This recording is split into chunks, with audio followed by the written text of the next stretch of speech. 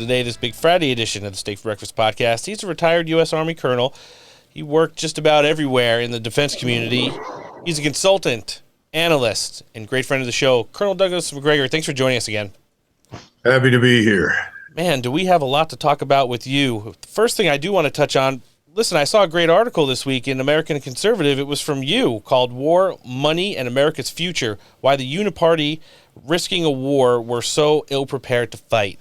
I want everyone in our listenership, we shared it on our social medias, but we want to hear a little bit about the article from you. All right. Well, let's put it this way. Right now, if we look at Ukraine, I would argue that the Ukrainian phase of the war is really over. Now, what do I mean by that? I mean that the Ukrainians have been bled white. They've lost over 400,000 men killed. Some people think as much as 450,000. I don't know. Putin, in his speech, talked about 71,000 potentially dead Ukrainian troops as a result of the last offensive. I don't know.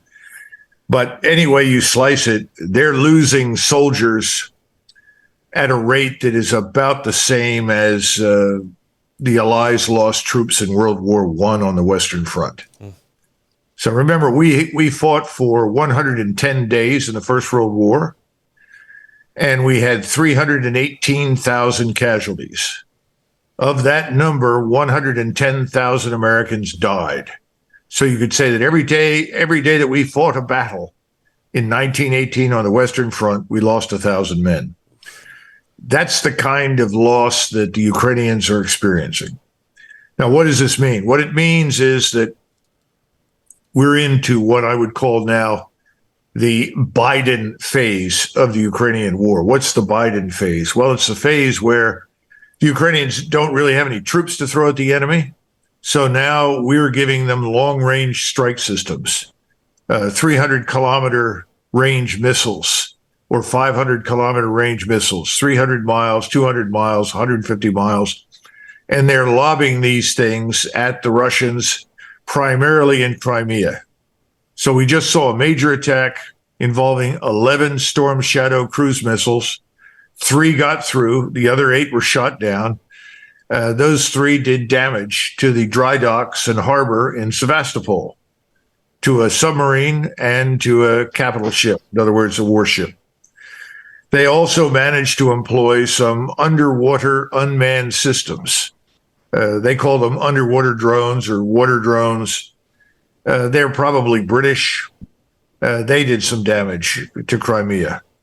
In other words, the Ukrainians have nothing left. They don't have the artillery ammunition to support a major ground attack. So the Ukrainians are lobbing long-range strike systems at the Russians. So what does this mean for us? Well, it means that we're goading the Russians into a major offensive to end the Ukrainian war. Because the Russians are looking at this and saying, well, we've already killed what consists of most of the Ukrainian army. So having killed most of it, what are we going to do now about these launches? Well, we know that the Ukrainians launched some of these strike systems from the coast of southern Ukraine between the Romanian border and Odessa. Well, Odessa is on the menu. Yep.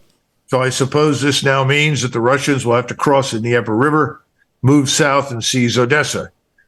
They can do it. The biggest problem for the Russians down there will be logistics, because it has to come once again through Crimea and over the river down into Odessa.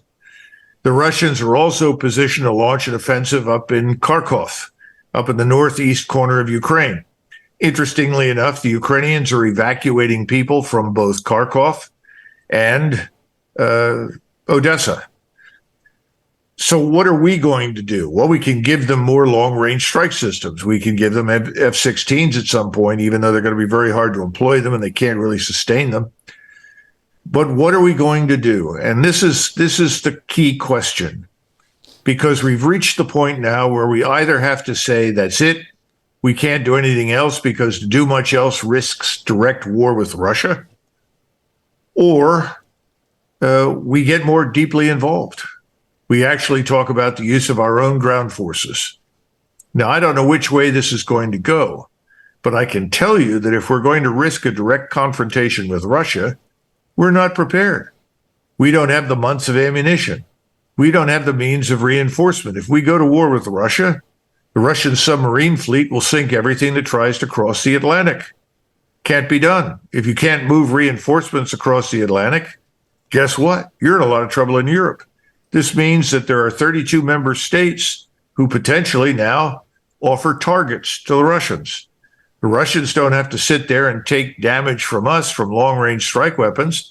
If they find out we're launching weapons from Poland, from Romania, from Slovakia, they can attack those places, from Lithuania, Latvia, Estonia. Remember, they've got 300,000 troops sitting in reserve, and they're continuing to quietly mobilize with the goal of reaching 1.2 million, probably in January or February of next year. So we're in a terrible position if we want to wage war with the Russians. So why are we doing it? Why are we poking them? Why are we provoking them?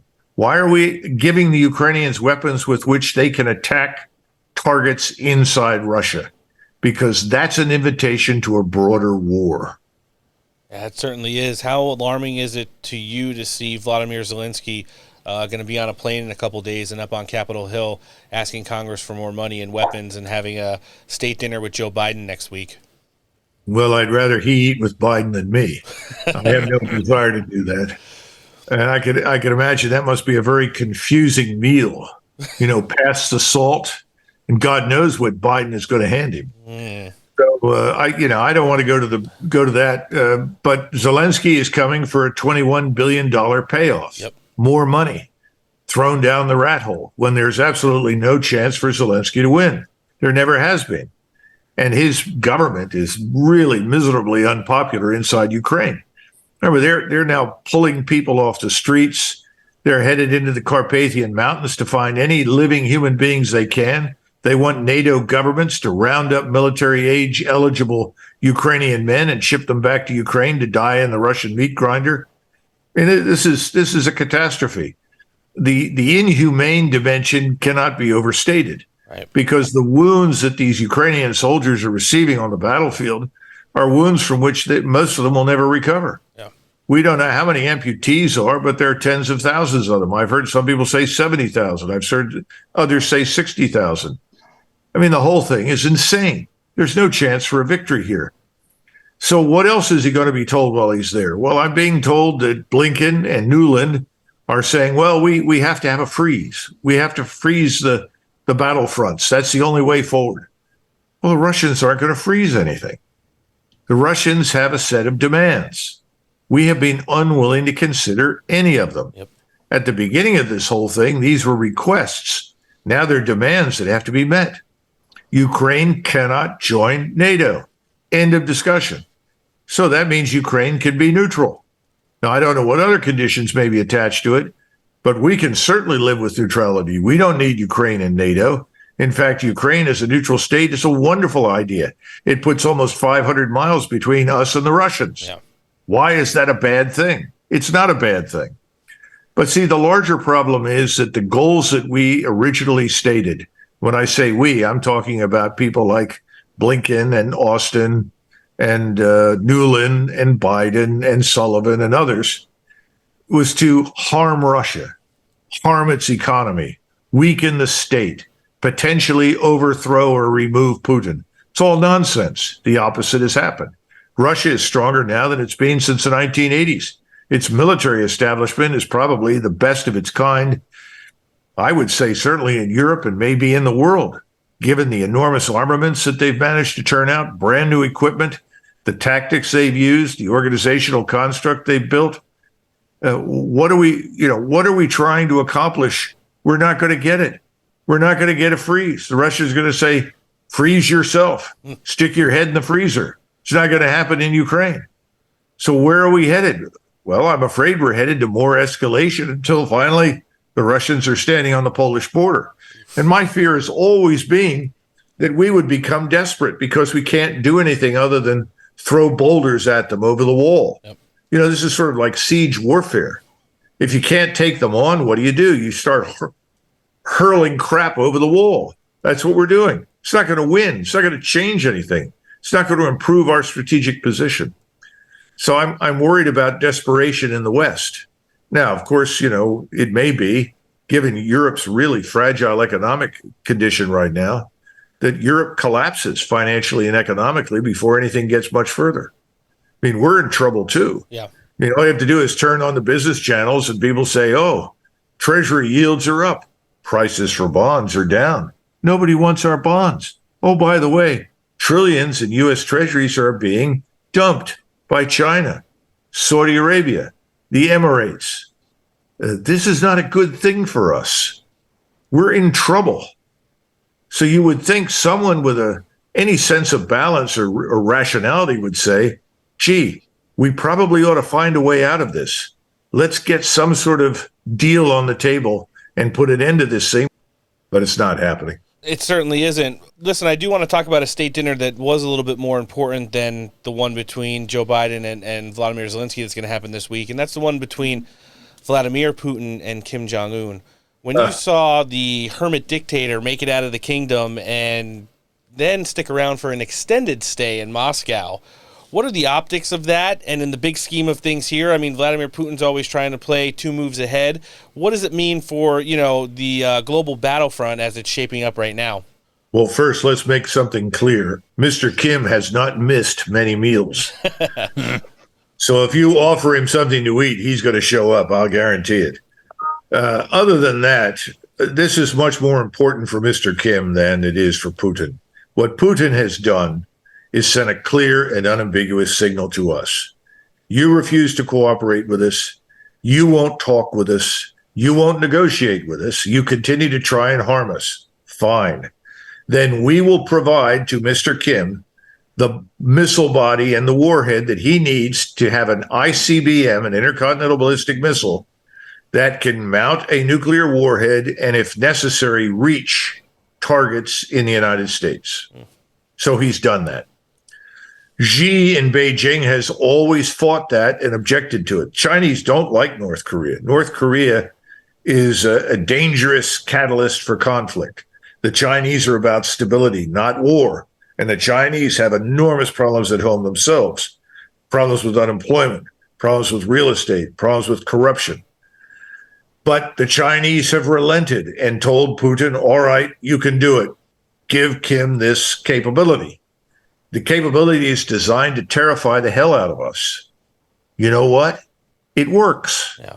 I'm not reassured in the least that Mr. Kim has this capability. I don't think he's crazy, but I don't like the idea that he's got it. And by the way, keep your eye on Cuba, Venezuela, Mexico, Colombia, Latin America, because things there could get very dicey very quickly. We have open borders. We don't know what's going on in Mexico and Central America in most cases. The places are overrun with Russian and Chinese influence, agents, spies, intelligence officers. All of these can contribute to one hell of an explosion inside the United States when they want it to. We're not thinking about that. If we had any brains at all, we'd secure the border, start rounding up illegals and boot them out. We're not doing it. We're not enforcing our own laws anywhere. Criminality's out of control.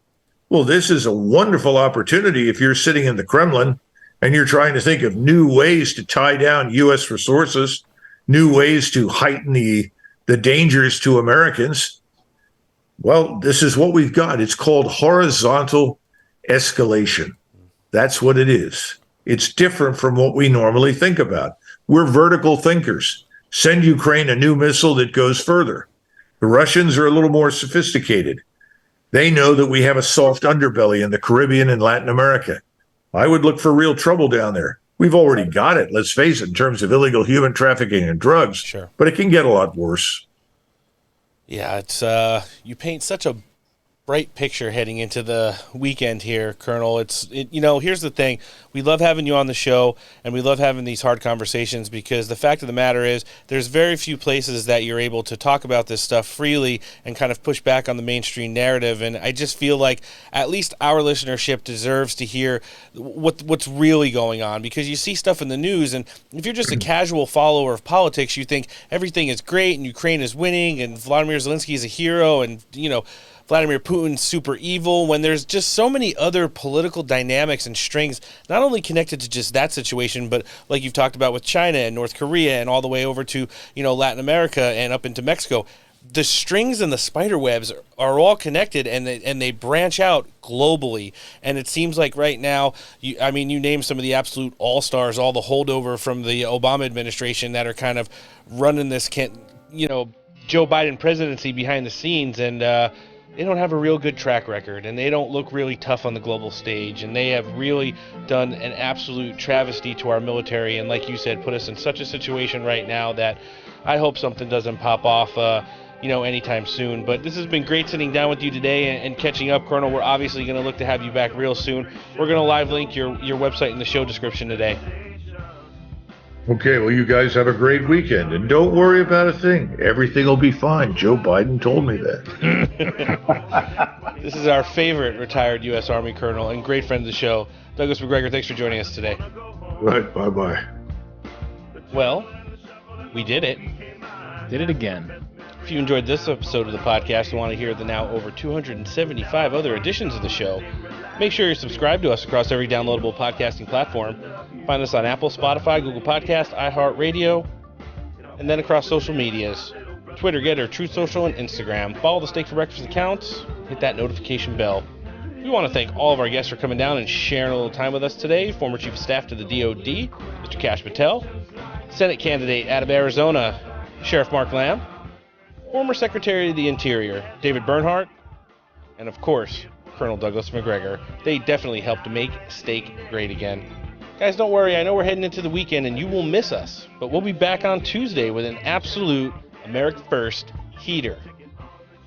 Brian Leib, Jesse Banal, Alex DeGrasse, and Brendan Dilley will all be here.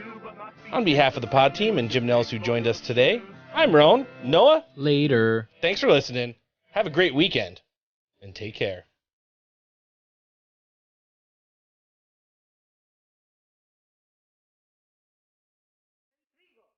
The roller quartet in Moldavia. Bit of a sissy, isn't he? He was a very powerful magician, Dr. Rinkman. And a genius in many ways. He was also a lunatic and a genocidal madman. I hate this painting. I felt uncomfortable ever since it came up from storage. Well, you're probably feeling what Vigo is feeling. Carpathian kitten loss. He's missed his kitten. We'll just put one in here by the Yes, we castle. don't go around altering liable afterwards, Dr. Rinkman. Go. Yes, I think go. Yes, the joyfulness is over. He's kidding. Well, you're not going to get a green card with that attitude, pal. Okay?